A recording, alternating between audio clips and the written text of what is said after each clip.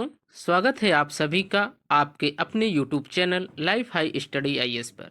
दोस्तों, डॉक्टर भीमराव अंबेडकर विश्वविद्यालय आगरा री एग्जाम 2024-25 सेकेंड ईयर के पेपर 205B अर्थात पर्यावरणीय शिक्षा इन्वायरमेंटल एजुकेशन का यह प्रैक्टिस सेट नंबर 5 है। इसके पहले हम लोग 4 प्रैक्टिस सेट कर चुके हैं। ये आपका 5वां प्रैक्टिस सेट है। इसमें आपके टोटल 117 क्वेश्चंस को रखा गया है। तो आइए चलते हैं आपके इन सभी 117 क्वेश्चंस को जल्दी से देख लेते हैं, क्योंकि आपका एग्जाम बहुत ही नज़दीक है। ठीक, चलिए क्वेश्चन प्रारंभ करें। उससे पहले आप लोगों से छोटा सा अनुरोध है कि अगर आप लोग चैनल पर नए आए हों तो चैनल को सब्सक्राइब कर लें। वीडियो अगर पसंद आए तो इसे लाइक करें और अपने साथियों तक इसे शेयर करना ना भूलें। चलिए क्वेश्चन 1, रेडियो सक्रिय तत्व हैं, तो इसका सही जवाब हो जाएगा ऑप्शन नंबर सी, यूरेनियम। दोस्तों, हम लोग इसमें जो है कि बहुत तेज़ी के साथ 117 क्वेश्चन को सॉल्व करेंगे। इसमें चारों ऑप्शंस को जो है कि हम लोग डिस्कस नहीं करेंगे। इसमें केवल आंसर आपका क्या सही है उसको डिस्कस करेंगे, क्योंकि आपका एग्जाम बहुत नज़दीक है। ठीक, क्वेश्चन नंबर 2 पर चलते हैं। संपोषित विकास शब्द का सर्वप्रथम प्रयोग किया गया था, तो इसका सही जवाब हो जाएगा ऑप्शन नंबर ए, 1960 में 1960 में सबसे पहले संपोषित विकास शब्द का प्रयोग किया गया था। क्वेश्चन नंबर 3 है, पर्यावरण को बचाते हुए विकास जारी रखने की संकल्पना कहलाती है, तो इसका सही जवाब हो जाएगा ऑप्शन नंबर डी, संपोषित विकास या सतत विकास जो होता है, सस्टेनेबल डेवलपमेंट, यह जो है पर्यावरण को बचाते हुए विकास जारी रखने की संकल्पना कहलाती है। ये संपोषित विकास है। क्वेश्चन नंबर 4, ग्लोबल वार्मिंग है, तो इसका सही जवाब हो जाएगा option number A, global warming एक प्रकाश रासायनिक प्रभाव है। ग्लोबल वार्मिंग क्या है? एक प्रकाश रासायनिक प्रभाव है। क्वेश्चन नंबर 5, ओजोन छिद्र का मुख्य कारण क्या है, तो इसका सही जवाब हो जाएगा ऑप्शन नंबर ए, क्लोरोफ्लोरोकार्बन्स अर्थात CFC गैस जो होती हैं आपकी क्लोरोफ्लोरोकार्बन, ये जो है ओजोन छिद्र का प्रमुख कारण मानी जाती हैं। क्वेश्चन नंबर 6, कौन सी गैस वायुमंडल में मिलने पर अम्लीय वर्षा का कारण बनती हैं, तो इसका सही जवाब हो जाएगा option number A, sulphur dioxide अर्थात SO2 और नाइट्रोजन ऑक्साइड NO2, ये दोनों गैसें अगर मिलती हैं वायुमंडल पर तो अम्लीय वर्षा का कारण बनती हैं। क्वेश्चन नंबर 7, भारत में पर्यावरण संरक्षण अधिनियम कब लागू हुआ, तो इसका सही जवाब हो जाएगा ऑप्शन नंबर बी, 1986 1986 में आपका पर्यावरण संरक्षण अधिनियम को लागू किया गया भारत में। क्वेश्चन नंबर 8, वनों का संरक्षण हेतु कानून या एक्ट बनाया गया, तो इसका सही जवाब हो जाएगा ऑप्शन नंबर सी, 1980 में वन संरक्षण अधिनियम जो है वो बनाया गया था। क्वेश्चन नंबर 9, ताजमहल को खतरा है, तो इसका सही जवाब हो जाएगा ऑप्शन नंबर बी, जो SO2 है सल्फर डाइऑक्साइड, ये जो है ताजमहल के ऊपर खतरा बना हुआ है। Question number 10, green house gases हैं, तो इसका सही जवाब हो जाएगा ऑप्शन नंबर बी, जो ग्रीन हाउस गैस है वो उसमें ग्रीन हाउस गैस के अंतर्गत CO2 carbon dioxide, CFC chlorofluorocarbon और CH4 मेथेन गैस आती हैं। ठीक, क्वेश्चन नंबर 11, अम्ल वर्षा होती है, तो इसका सही जवाब हो जाएगा ऑप्शन नंबर बी, कारखाने वाले क्षेत्र में जहां SO2 की अधिकता होती है वहां अम्लीय वर्षा होती है। क्वेश्चन नंबर 12, हानिकारक परावैंगनी किरणों से पृथ्वी वासियों की रक्षा करती है, तो इसका सही जवाब हो जाएगा ऑप्शन नंबर ए, ओजोन परत। ओजोन परत जो है कि जो अल्ट्रावायलेट परावैंगनी किरणें हैं, इससे जो है हमारे ऊपर जो इसका प्रभाव ना हो, इसको रोकने के लिए ओजोन परतें जो है जिम्मेदार होती हैं। क्वेश्चन नंबर 13, भारत में चिपको आंदोलन के प्रवर्तक रहे, तो इसका सही जवाब हो जाएगा option number B, Sundarlal Bahuguna को भारत में चिपको आंदोलन के प्रवर्तक के रूप में माना जाता है। चिपको आंदोलन 1973 में जो है उत्तराखंड के चमोली जिले से प्रारंभ हुआ था। क्वेश्चन नंबर 14, भारत सरकार ने राष्ट्रीय पर्यावरण अभियान कब प्रारंभ किया, तो इसका सही जवाब हो जाएगा ऑप्शन नंबर सी, 1986 में जो है भारत सरकार ने राष्ट्रीय पर्यावरण अभियान का प्रारंभ किया था। 1986 में ही पर्यावरण संरक्षण अधिनियम को भी लाया गया था। क्वेश्चन नंबर 15, पर्यावरण का जैविक कारक कौन सा है, तो इसका सही जवाब हो जाएगा ऑप्शन नंबर बी, वनस्पति को पर्यावरण का जैविक कारक माना जाता है। क्वेश्चन नंबर 16, ग्लोबल वार्मिंग का मुख्य कारण है, तो इसका सही जवाब हो जाएगा ऑप्शन नंबर ए, जो CO2 गैस है CO2 गैस, कार्बन डाइऑक्साइड यह ग्लोबल वार्मिंग का प्रमुख कारण मानी जाती है। क्वेश्चन नंबर 7, प्रशीतक एवं वातानुकूलन उपकरणों में किसका प्रयोग किया जाता है? तो इसका सही जवाब हो जाएगा ऑप्शन नंबर सी, जो CFC गैस है, क्लोरोफ्लोरोकार्बन, इसका प्रयोग जो है प्रशीतक और वातानुकूलन उपकरणों में किया जाता है। क्वेश्चन नंबर 18, जनसंख्या की तीव्र एवं अनियंत्रित वृद्धि को कहते हैं? तो इसका सही जवाब हो जाएगा ऑप्शन नंबर सी, इसको जनसंख्या विस्फोट कहा जाता है। जनसंख्या की वृद्धि जब बहुत ही तीव्र और अनियंत्रित हो जाए तब उसे जनसंख्या विस्फोट की स्थिति कहा जाता है। क्वेश्चन नंबर 19, पॉपुलेशन बम नामक पुस्तक के लेखक कौन हैं? तो इसका सही जवाब हो जाएगा ऑप्शन नंबर बी, पॉल आर हलिर्च। ठीक। क्वेश्चन नंबर 20, भारत में वन्य जीव संरक्षण कानून कब लागू हुआ? तो इसका सही जवाब हो जाएगा ऑप्शन नंबर सी, 1972 में जो है कि आपका वन्य जीव संरक्षण अधिनियम लागू हुआ, जबकि 1986 में आपका जो है पर्यावरण संरक्षण अधिनियम लागू किया गया था। क्वेश्चन नंबर 21, मृदा प्रदूषण के लिए कौन जिम्मेदार नहीं है? तो इसका सही जवाब हो जाएगा ऑप्शन नंबर डी, हरी खाद जो है वो मृदा प्रदूषण के लिए उत्तरदायी नहीं है, जबकि जैवनाशक, उर्वरक और कीटनाशक ये सभी जो है मृदा प्रदूषण को प्रभावित करते हैं। क्वेश्चन नंबर 22, किस स्तर पर ध्वनि संकटजन हो जाती है? किस स्तर पर ध्वनि संकटजन हो जाती है? तो इसका सही जवाब हो जाएगा ऑप्शन नंबर बी, 80 डेसिबल से अधिक अगर ध्वनि की तीव्रता है तो वह संकटजन स्थिति में मानी जाती है। क्वेश्चन नंबर 23, उत्तराखंड के पर्यावरणविद जिन्हें 2009 में पद्म विभूषण मिला है, तो इसका सही जवाब हो जाएगा option number B, sir Sundarlal Bahuguna को जो है कि पर्यावरण, ये उत्तराखंड के पर्यावरणविद थे। इन्हीं के नेतृत्व में जो है कि चिपको आंदोलन 1973 में प्रारंभ किया गया था। इन्हें 2009 में पद्म विभूषण दिया गया था, तो इसको ध्यान रखना है। क्वेश्चन नंबर 24, टिहरी बांध परियोजना बनी है, तो इसका सही जवाब हो जाएगा ऑप्शन नंबर ए, जो टिहरी डैम है वो भागीरथी नदी पर बना हुआ है। क्वेश्चन नंबर 25, ओजोन परत पाई जाती है, तो इसका सही जवाब हो जाएगा ऑप्शन नंबर सी, जो स्ट्रेटोस्फीयर होता है तो उसमें जो है कि ओजोन परत पाई जाती है। क्वेश्चन नंबर 26, मृदा प्रदूषण का कारण है, तो इसका सही जवाब हो जाएगा ऑप्शन नंबर डी, उपर्युक्त सभी, अर्थात मृदा प्रदूषण के लिए खनन, भट्ठा उद्योग और कीटनाशक ये सभी जिम्मेदार माने जाते हैं। क्वेश्चन नंबर 27, सूर्य की परावैंगनी किरणों से हमें सुरक्षा प्रदान होती है, तो इसका सही जवाब हो जाएगा ऑप्शन नंबर सी, जो O3 गैस है ये जो है कि सूर्य की परावैंगनी किरणों से हमें सुरक्षा प्रदान करती है।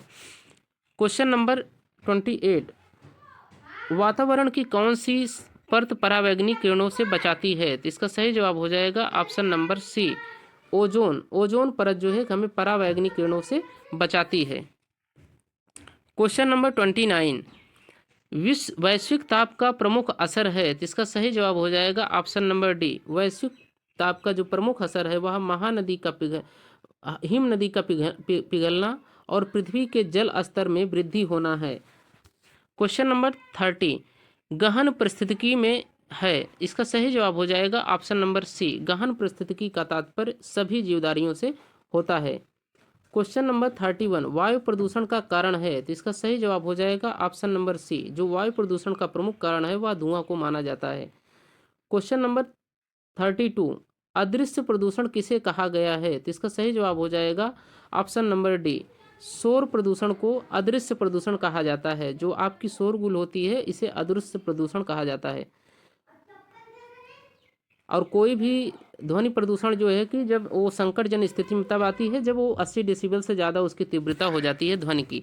भारत में वायु प्रदूषण नियंत्रण किस विधि द्वारा रक्षित है, तो इसका सही जवाब हो जाएगा ऑप्शन नंबर सी, पर्यावरण संरक्षण कानून जो आपका 1986 में आया था उसके द्वारा भारत में वायु प्रदूषण को नियंत्रित किया जाता है इसके द्वारा। क्वेश्चन नंबर 34, अप्राकृतिक पारिस्थितिकी तंत्र है, तो इसका सही जवाब हो जाएगा ऑप्शन नंबर सी, जो बांध है ये आपका अप्राकृतिक पारिस्थितिकी तंत्र है, जबकि झील, समुद्र और मरुस्थल ये सभी प्राकृतिक पारिस्थितिकी तंत्र के उदाहरण हैं। क्वेश्चन नंबर 35, कार्बेट राष्ट्रीय पार्क स्थित है, तो इसका सही जवाब हो जाएगा ऑप्शन नंबर ए, जो जिम कार्बेट नेशनल पार्क है वह आपका उत्तराखंड में स्थित है। क्वेश्चन नंबर 36 सफेद क्रांति संबंधित है, तो इसका सही जवाब हो जाएगा ऑप्शन नंबर बी, दुग्ध उत्पादन जो है वो सफेद क्रांति से संबंधित है। क्वेश्चन नंबर 37 वायुमंडल में परतों की संख्या है, तो इसका सही जवाब हो जाएगा ऑप्शन नंबर ए, वायुमंडल में जो है वो 5 परतें पाई जाती हैं।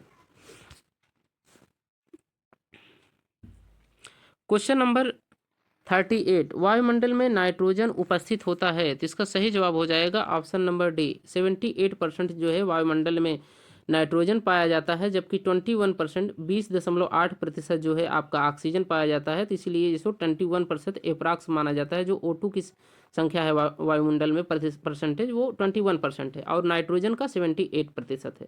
ठीक, नेक्स्ट क्वेश्चन 79 वायुमंडल में ऑक्सीजन का स्रोत है, तो इसका सही जवाब हो जाएगा ऑप्शन नंबर सी, वायुमंडल में ऑक्सीजन का स्रोत जो है वो प्रकाश संश्लेषण होता है। प्रकाश संश्लेषण की क्रिया में ही जो है ऑक्सीजन मुक्त होता है और जो है यही वायुमंडल में उपस्थित होता है, जिसके कारण हम लोग श्वसन ले पाते हैं। निम्नलिखित में से सर्वाधिक वनाच्छादन किस राज्य का है, तो इसका सही जवाब हो जाएगा ऑप्शन नंबर बी, जो मध्य प्रदेश है, इसमें सबसे ज़्यादा वनाच्छादन पाया जाता है। क्वेश्चन नंबर 41 चिपको आंदोलन का संबंध है, तो इसका सही जवाब हो जाएगा ऑप्शन नंबर ए, चिपको आंदोलन वन संरक्षण से संबंधित है। क्वेश्चन नंबर 42 कुल भूमि का वनों से घिरा भाग है, तो इसका सही जवाब हो जाएगा ऑप्शन नंबर ए, जो 29.2% जो है अप्रॉक्स 30% जो है वो कुल भूमि का वनों से घिरा हुआ भाग है। क्वेश्चन नंबर 43 प्राथमिक अनुक्रमण किसके पास वास से प्रदर्शित होता है, प्राथमिक अनुक्रमण किसके वास से प्रदर्शित होता है, तो इसका सही जवाब हो जाएगा ऑप्शन नंबर ए, वनस्पति के वास से प्रदर्शित होता है। क्वेश्चन नंबर 40 मिट्टी बचाओ अभियान का संबंध है, तो इसका सही जवाब हो जाएगा ऑप्शन नंबर डी, होशंगाबाद से, होशंगाबाद में ही मिट्टी बचाओ अभियान को प्रारंभ किया गया था। क्वेश्चन नंबर 45 विभिन्न पोषक स्तरों में जीवित पदार्थ की मात्रा कहलाती है, तो इसका सही जवाब हो जाएगा ऑप्शन नंबर ए, जो विभिन्न पोषक स्तर हैं उसमें जो जीवित पदार्थ हैं वो जैव भार के नाम से जाने जाते हैं। तो जो जीवित पदार्थ की मात्रा है वो जैव भार कहलाती है। क्वेश्चन नंबर 46 लघु जीवों की मृत कार्बनिक तत्वों पर आधारित खाद्य श्रृंखला कहलाती है, तो इसका सही जवाब हो जाएगा ऑप्शन नंबर बी, जो अपरद श्रृंखला है यह जो है तत्वों पर आधारित खाद्य श्रृंखला कहलाती है जो मृत जीव हैं। क्वेश्चन नंबर 47 ऊर्जा का पिरामिड सदैव होता है, तो इसका सही जवाब हो जाएगा ऑप्शन नंबर बी, ऊर्जा का पिरामिड सदैव सीधा होता है, इसको ध्यान रखना है। ऊर्जा का पिरामिड जो है वो सदैव सीधा रहता है। क्वेश्चन नंबर 48 जलीय पारिस्थितिकी तंत्र के जैव भार का पिरामिड होता है, तो इसका सही जवाब हो जाएगा ऑप्शन नंबर ए, उल्टा, जो जलीय पारिस्थितिकी तंत्र है इसका जो जैव भार है उसका पिरामिड उल्टा होता है। ठीक, क्वेश्चन नंबर 49 मानसूनी क्षेत्र में पाए जाने वाले पौधे कहलाते हैं, तो इसका सही जवाब हो जाएगा ऑप्शन नंबर ए, जलोद्भिद, जो मानसूनी क्षेत्र में पाए जाने वाले पौधे हैं उन्हें जलोद्भिद कहा जाता है। क्वेश्चन नंबर 50 अपघटक का एक उदाहरण है, तो इसका सही जवाब हो जाएगा ऑप्शन नंबर सी, ए और बी दोनों, अर्थात अपघटक में कवक और जीवाणु दोनों आते हैं। क्वेश्चन नंबर 51 वायुमंडल में सर्वाधिक मात्रा में पाई जाने वाली हरित गृह गैस है, तो इसका सही जवाब हो जाएगा ऑप्शन नंबर सी, जलवाष्प, जो वायुमंडल में है उसमें सर्वाधिक मात्रा में हरित ग्रीन गैस जो है वह है जलवाष्प के रूप में मिलती है। क्वेश्चन नंबर 52 ताजमहल प्रभावित हो रहा है, तो इसका सही जवाब हो जाएगा ऑप्शन नंबर डी, जो ताजमहल है वो वायु प्रदूषण से प्रभावित हो रहा है।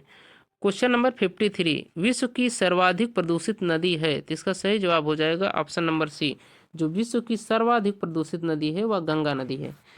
क्वेश्चन नंबर 54 वायु प्रदूषण प्रायः कारक है, तो इसका सही जवाब हो जाएगा ऑप्शन नंबर सी, श्वसन बीमारी का जो है कारक जो है वायु प्रदूषण को माना जाता है। क्वेश्चन नंबर 55 वायु प्रदूषण का सर्वोत्तम सूचक है, तो इसका सही जवाब हो जाएगा ऑप्शन नंबर सी, लाइकेन जो है वो वायु प्रदूषण का सर्वोत्तम सूचक माना जाता है। किसको? लाइकेन को। क्वेश्चन नंबर 56 BOD का पूर्ण रूप है, तो इसका सही जवाब हो जाएगा option number C, biological oxygen demand. BOD का जो फुल फॉर्म होता है बायोलॉजिकल ऑक्सीजन डिमांड। ठीक। क्वेश्चन नंबर 57, मिनी माटा बीमारी का कारक है, तो इसका सही जवाब हो जाएगा ऑप्शन नंबर डी, जो मरकरी है। अगर पानी में मरकरी मिल जाती है तो वो मिनी माटा रोग जो होता है उसका कारण बन जाती है।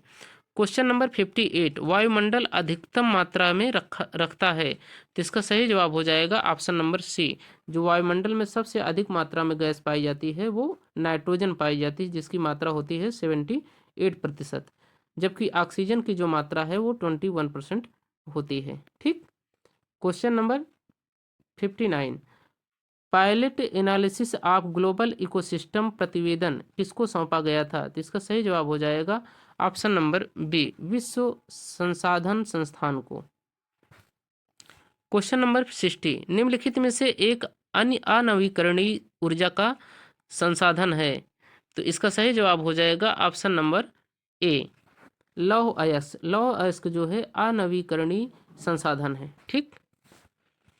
क्वेश्चन नंबर 61, निम्नलिखित में से एक संधारणीय स्रोत का उदाहरण है, तो इसका सही जवाब हो जाएगा ऑप्शन नंबर ए, संधारणीय स्रोत का उदाहरण वन होता है। क्वेश्चन नंबर 62, आम्ल वर्षा हेतु कारक गैस है, तो इसका सही जवाब हो जाएगा ऑप्शन नंबर डी, ए और बी दोनों, अर्थात नाइट्रोजन ऑक्साइड और जो है सल्फर डाइऑक्साइड। क्वेश्चन नंबर 63, संपोषी विकास के 3 पक्ष हो सकते हैं, तो इसका सही जवाब हो जाएगा ऑप्शन नंबर सी, पर्यावरण, पारिस्थितिकी और समाज। संपोषी विकास के जो 3 पक्ष होते हैं वह होते हैं पर्यावरण, पारिस्थितिकी और समाज। क्वेश्चन नंबर 64, निम्नलिखित में से एक गैर परंपरागत ऊर्जा का स्रोत है, तो इसका सही जवाब हो जाएगा ऑप्शन नंबर ए, जो ज्वार भाटा ऊर्जा है यह गैर परंपरागत ऊर्जा का स्रोत है, जबकि कोयला, पेट्रोलियम और लकड़ी ये सब परंपरागत ऊर्जा के स्रोत हैं। क्वेश्चन नंबर 65, शैवाल को वर्गीकृत किया जा सकता है, तो इसका सही जवाब हो जाएगा ऑप्शन नंबर सी, शैवाल जो है वो उत्पादक की श्रेणी में आते हैं। क्वेश्चन नंबर 66, जलीय पारिस्थितिकी तंत्र हैं, तो इसका सही जवाब हो जाएगा ऑप्शन नंबर डी, उपयुक्त सभी, अर्थात जलीय पारिस्थितिकी तंत्र के अंतर्गत तालाब, नदी और समुद्र सभी आते हैं। क्वेश्चन नंबर 67, संयुक्त राष्ट्र संपोषी विकास सम्मेलन को कहा जाता है, तो इसका सही जवाब हो जाएगा ऑप्शन नंबर बी, रियो 2012 को। क्वेश्चन नंबर 68, रियो शिखर सम्मेलन 1992 की कार्यसूची 21 संबंधित है, तो इसका सही जवाब हो जाएगा ऑप्शन नंबर ए, संपोषी विकास से। जो रियो में सम्मेलन हुआ था 1992 में, उसका जो कार्यसूची 21 है यह संपोषी विकास से संबंधित है। क्वेश्चन नंबर 69, निम्नलिखित में से एक संपोषी विकास नहीं है, तो इसका सही जवाब हो जाएगा ऑप्शन नंबर डी, जो अंतरिक्ष अनुसंधान है ये संपोषी विकास के अंतर्गत नहीं आता है, जबकि लैंगिक असमानता को खत्म करना, शून्य भूख की स्थिति को लाना, उत्तम स्वास्थ्य और सेहत को प्रदान करना ये संपोषी विकास के अंतर्गत आते हैं। CNG का विस्तृत रूप है, तो इसका सही जवाब हो जाएगा option number B, compressed natural gas जो है वो CNG का फुल फॉर्म होता है, compressed natural gas. Question number 71, Chipko आंदोलन की शुरुआत हुई है, तो इसका सही जवाब हो जाएगा टेहरी में। जो चिपको आंदोलन है उसका प्रारंभ टेहरी से माना जाता है। क्वेश्चन नंबर 72 है, कौन भारत के जल पुरुष कहलाते हैं, तो इसका सही जवाब हो जाएगा option number B, Rajendra Singh को भारत का जल पुरुष के नाम से जाना जाता है। राजेंद्र सिंह को जल पुरुष के नाम से जाना जाता है, इसको ध्यान रखना है। क्वेश्चन नंबर 73, वन्य जीव सप्ताह मनाते हैं, तो इसका सही जवाब हो जाएगा ऑप्शन नंबर ए, 2 से 8 अक्टूबर के मध्य जो है वन्य जीव सप्ताह के रूप में मनाया जाता है। वन्य जीव सप्ताह कब मनाया जाता है? 2 से 8 अक्टूबर के मध्य में। क्वेश्चन नंबर 74, चिपको आंदोलन कब प्रारंभ हुआ, तो इसका सही जवाब हो जाएगा ऑप्शन नंबर सी, 1973। जो चिपको आंदोलन था वो आपका 1973 में प्रारंभ हुआ था, सुंदरलाल बहुगुणा के नेतृत्व में। क्वेश्चन नंबर 75, प्रधानमंत्री मोदी ने स्वच्छ भारत अभियान कब प्रारंभ किया, तो इसका सही जवाब हो जाएगा ऑप्शन नंबर ए, 2 अक्टूबर 2014 को जो है प्रधानमंत्री नरेंद्र मोदी ने स्वच्छ भारत अभियान को प्रारंभ किया था। क्वेश्चन नंबर 76, गलत उत्तर छांटिए। ऑप्शन ए वन्य जीव संरक्षण अधिनियम 1980, ऑप्शन बी जल प्रदूषण कर अधिनियम 1978, ऑप्शन सी पर्यावरण विभाग की स्थापना 1980, ऑप्शन डी वन संरक्षण अधिनियम 1980। तो इसका सही जवाब हो जाएगा ऑप्शन नंबर ए, जो वन जीव संरक्षण अधिनियम है वो 1980 जो दिया हुआ है ये गलत है। क्योंकि जो वन्य जीव संरक्षण अधिनियम है वो कब आया था? वन्य जीव संरक्षण अधिनियम 1972 में आया था, जबकि पर्यावरण संरक्षण अधिनियम 1986 को आया था। कितना? 1986 को। ठीक। क्वेश्चन नंबर 77, यह फोटोकेमिकल स्मॉग का अंग नहीं है। इसका सही जवाब हो जाएगा ऑप्शन नंबर बी, जो SPM होता है वह फोटोकेमिकल स्मॉग का अंग नहीं होता है, जबकि PaNO3 और NO2 ये सभी जो है फोटोकेमिकल स्मॉग के अंग हैं।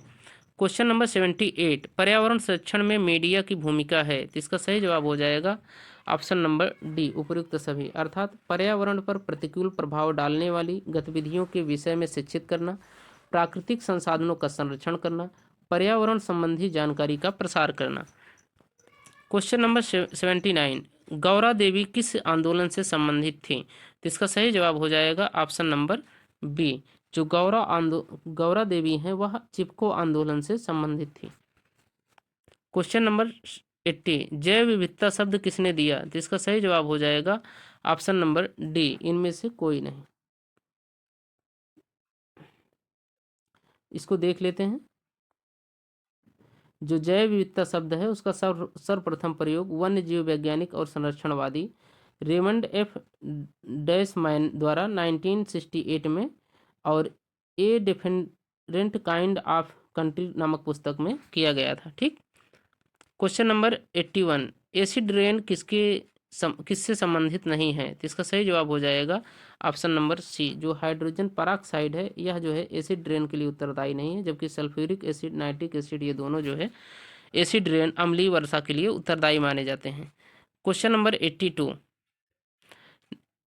इको साक्षर नागरिक की जागरूकता, क्षमता एवं सकारात्मक दृष्टि किसके बारे में है? तो इसका सही जवाब हो जाएगा ऑप्शन नंबर सी, पर्यावरण और इसकी समस्या। क्वेश्चन नंबर 83, भू संरक्षण का मुख्य कारण है। तो इसका सही जवाब हो जाएगा ऑप्शन नंबर ए, वन कटाई। जो भू क्षरण है इसका जो प्रमुख कारण है वो वनों की कटाई है। क्वेश्चन नंबर 84, भारतीय परंपरा के अनुसार पर्यावरण है। तो इसका सही जवाब हो जाएगा ऑप्शन नंबर डी, उपयुक्त सभी, अर्थात एक जीवंत व्यवस्था, सभी तत्व अन्योन्याश्रित होते हैं, एक दूसरे पर डिपेंड होते हैं, सभी तत्व महत्वपूर्ण हैं। क्वेश्चन नंबर 85, पर्यावरण अधिनियम के अनुसार सतत संसाधन प्रबंधन है। इसका सही जवाब हो जाएगा ऑप्शन नंबर सी, प्राकृतिक संसाधनों का इस प्रकार एवं ऐसी गति से प्रबंधन जिससे पारिस्थितिकी तंत्र व उससे उत्पन्न लाभ को संरक्षित एवं संवर्धित किया जा सके। क्वेश्चन नंबर 86, भारतीय परंपरा ने पर्यावरण शिक्षा को जीवन में कैसे सम्मिलित किया? तो इसका सही जवाब हो जाएगा ऑप्शन नंबर डी, उपयुक्त सभी, अर्थात 4 आश्रम, 4 ऋण और धर्म। क्वेश्चन नंबर 87, भारतीय दर्शन में जीवन पर्यावरण के प्रति विचार पर आधारित कैसे हैं? तो इसका सही जवाब हो जाएगा ऑप्शन नंबर डी, उपयुक्त सभी, अर्थात गुरुकुल, वानप्रस्थ, प्रकृति के सभी तत्वों का आदर, समूह कल्याण। क्वेश्चन नंबर 88, निम्नलिखित में से कौन सी विधि बाल केंद्रित नहीं है? तो इसका सही जवाब हो जाएगा ऑप्शन नंबर ए, जो भाषण है वह बाल केंद्रित नहीं होता है, जबकि प्रोजेक्ट मेथड, खेल विधि और प्रश्न विधि ये सभी बाल केंद्रित विधि के अंतर्गत आते हैं। क्वेश्चन नंबर 89, निम्न में से कौन सा प्रोजेक्ट विधि से संबंधित नहीं है? निम्नलिखित में से कौन प्रोजेक्ट विधि से संबंधित नहीं है? तो इसका सही जवाब हो जाएगा ऑप्शन नंबर बी, जो परिकल्पना बनाना है यह प्रोजेक्ट विधि का जो है कि इसका संबंध प्रोजेक्ट विधि से नहीं है, जबकि योजना बनाना, योजना को लागू करना, कार्य का मूल्यांकन करना ये सभी प्रोजेक्ट विधि के अंतर्गत आते हैं। क्वेश्चन नंबर 19, वैज्ञानिक विधि किससे प्रारंभ होती है? तो इसका सही जवाब हो जाएगा ऑप्शन नंबर सी, निरीक्षण से। जो वैज्ञानिक विधि है उसका प्रारंभ निरीक्षण से होता है। क्वेश्चन नंबर 91, दृश्य श्रव्य सामग्री के उदाहरण हैं। तो इसका सही जवाब हो जाएगा ऑप्शन नंबर सी, फिल्म और नाटक जो हैं वो दृश्य श्रव्य सामग्री के उदाहरण हैं। क्वेश्चन नंबर 92, पर्यावरण शिक्षा में प्रदर्शनी करती है? तो इसका सही जवाब हो जाएगा ऑप्शन नंबर डी, उपर्युक्त सभी।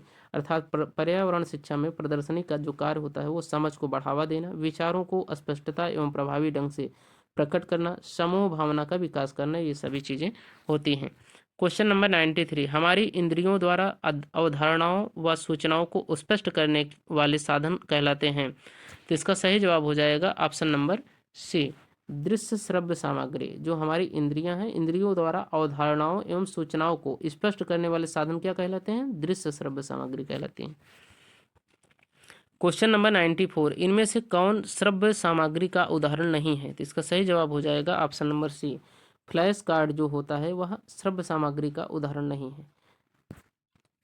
क्वेश्चन नंबर 95, अध्ययन सामग्री होनी चाहिए? तो इसका सही जवाब हो जाएगा ऑप्शन नंबर सी, ए और बी दोनों। अर्थात अध्ययन सामग्री अद्यतन, व्यापक एवं प्रमाणिक होनी चाहिए, व्यवस्थित, सही क्रम से लिखित व प्रस्तुत पाठ्य पुस्तकों के अनुसार होनी चाहिए।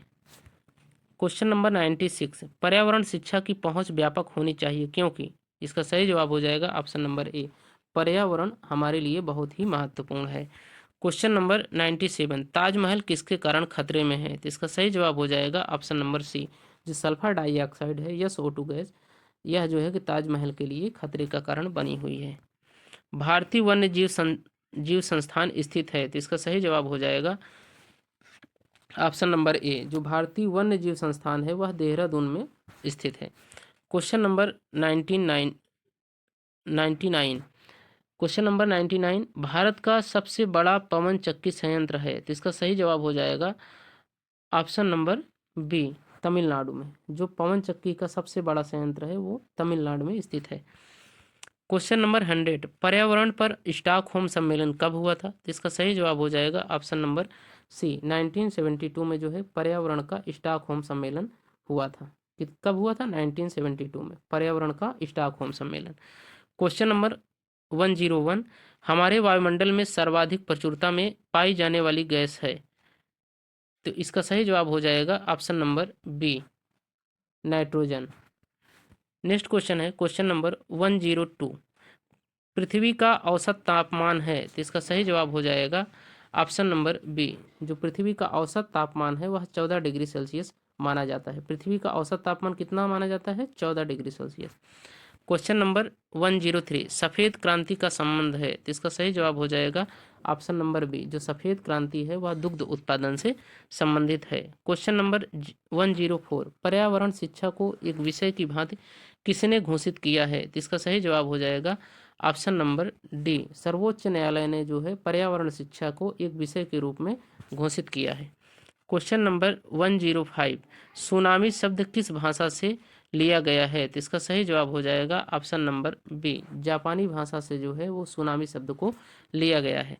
क्वेश्चन नंबर 106, तुलसी का पौधा कम करता है? तो इसका सही जवाब हो जाएगा ऑप्शन नंबर ए, जो तुलसी का पौधा होता है वह वायु प्रदूषण को कम करता है।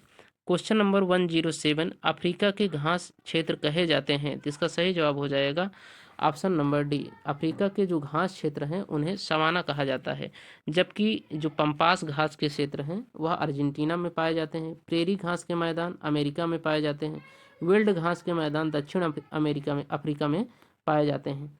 और जो डाउन्स घास के मैदान हैं वह ऑस्ट्रेलिया में पाए जाते हैं। ये सब बहुत इंपॉर्टेंट है, आप लोग को ध्यान रखना है। जो डाउन्स घास का मैदान है वो ऑस्ट्रेलिया में पाया जाता है। जो सवाना नामक घास का मैदान है विश्व के उत्तर अफ्रीका और ऑस्ट्रेलिया में पाया जाता है। ठीक।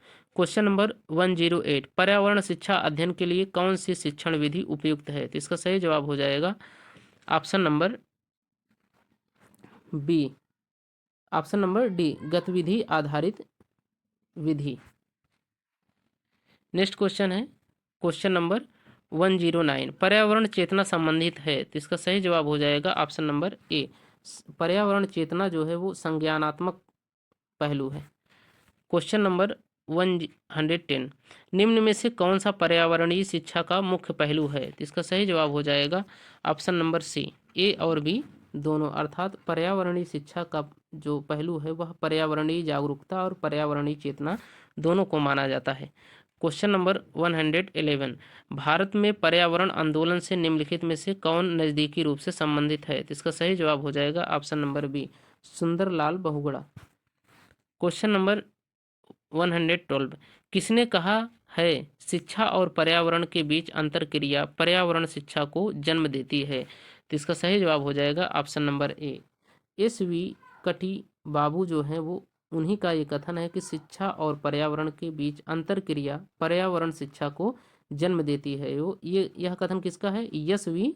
कटी बाबू का। क्वेश्चन नंबर 113, निम्नलिखित में से कौन सा सही कालक्रम है? तो इसका सही जवाब जो हो जाएगा वो हो जाएगा आप लोगों का ऑप्शन नंबर सी, अर्थात सबसे पहले चिपको आंदोलन हुआ था 1973 में। उसके बाद आप लोगों का जंगल बचाओ आंदोलन हुआ था 1980 में। ठीक, उसके बाद आप लोगों का अप्को आंदोलन हुआ था 1983 में। और उसके बाद सबसे बाद में आपका नर्मदा बचाओ आंदोलन हुआ था 1989 में। ठीक,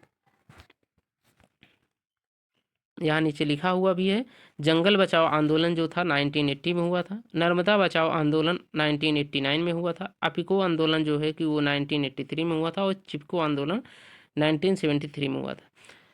क्वेश्चन नंबर 114, डेसिबल को संक्षिप्त रूप में लिखा जाता है, तो इसका सही जवाब हो जाएगा ऑप्शन नंबर 114 का ऑप्शन नंबर हो जाएगा डी, डेसिबल को इस संक्षिप्त रूप में लिखा जाता है। ध्यान से देख लीजिएगा।